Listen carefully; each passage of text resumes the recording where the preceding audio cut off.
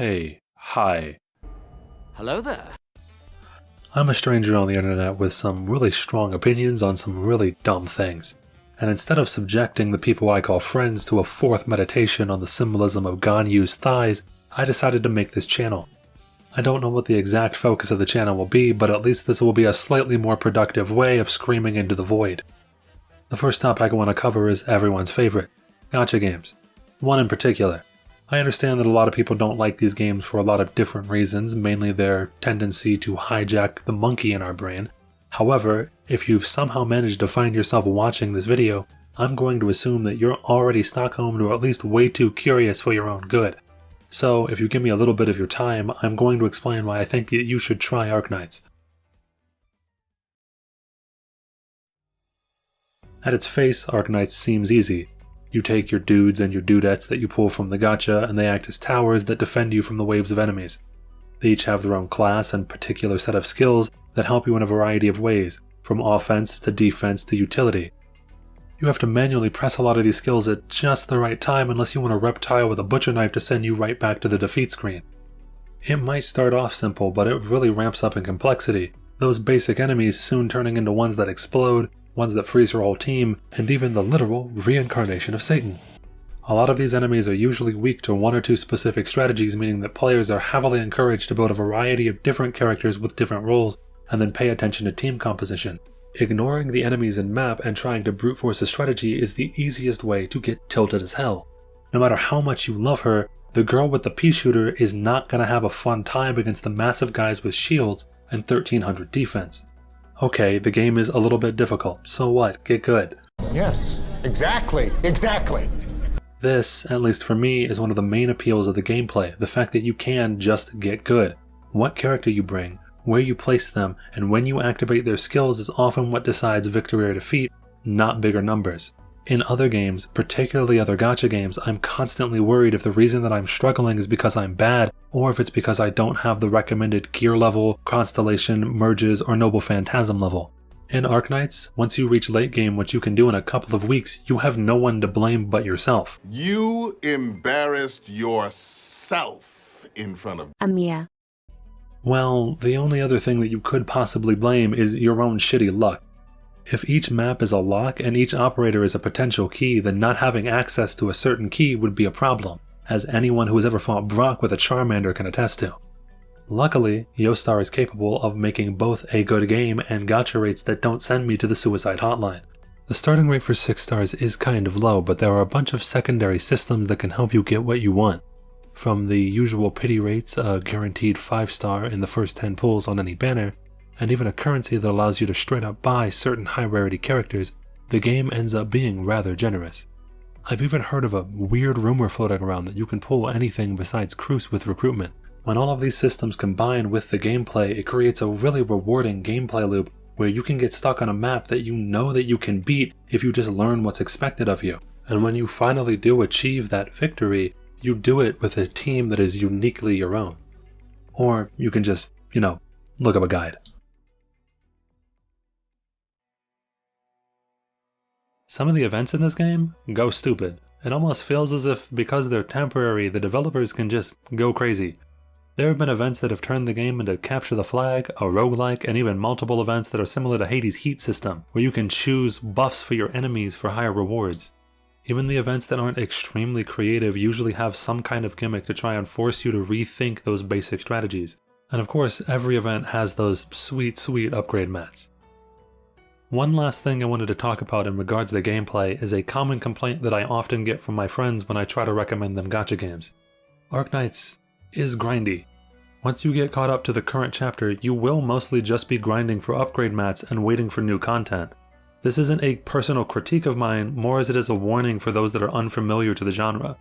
The game has a robust auto battle system and isn't super annoying about drop rates, but I know that everyone has different tolerance rates for these kinds of things. So if that's a deal breaker, it's understandable, King. You should totally watch the rest of the video though.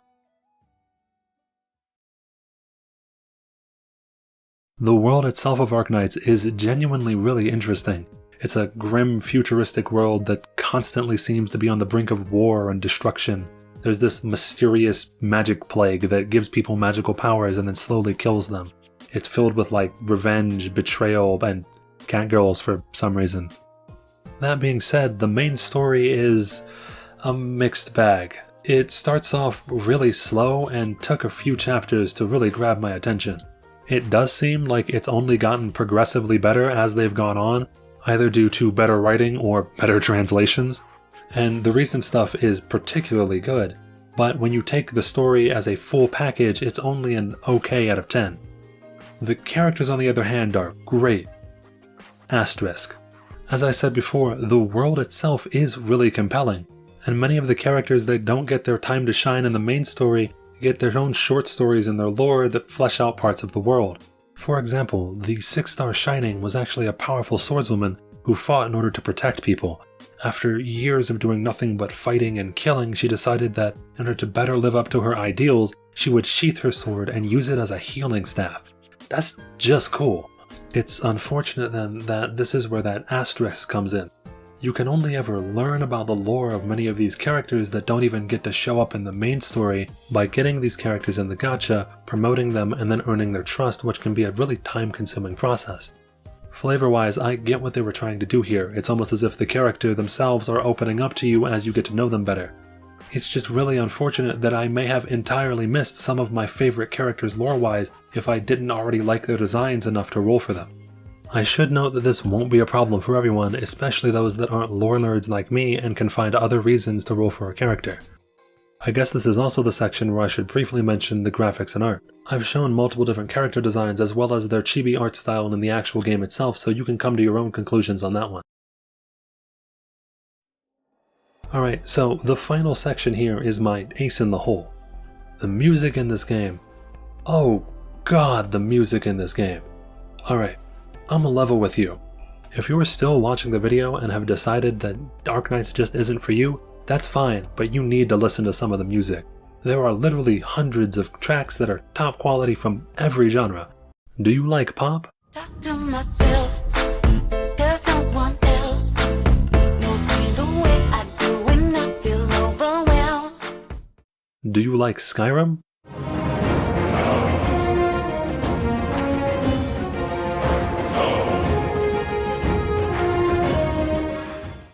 My man, do you like jazz?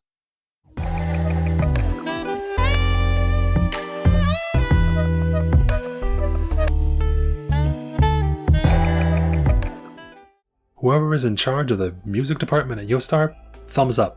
10 out of 10. Alright, you're doing great work. I'm gonna link a playlist to some of the music in the description. Again, even if you decide to not play Arknights, check out some of the music. You'll probably have a fun time.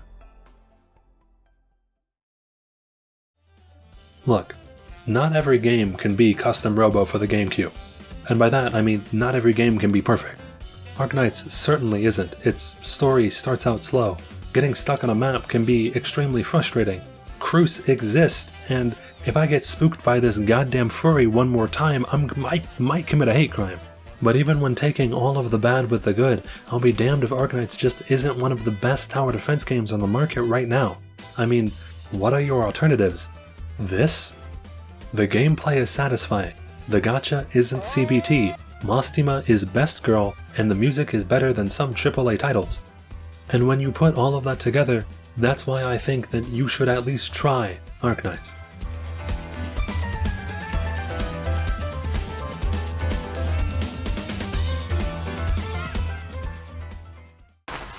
General Kenobi!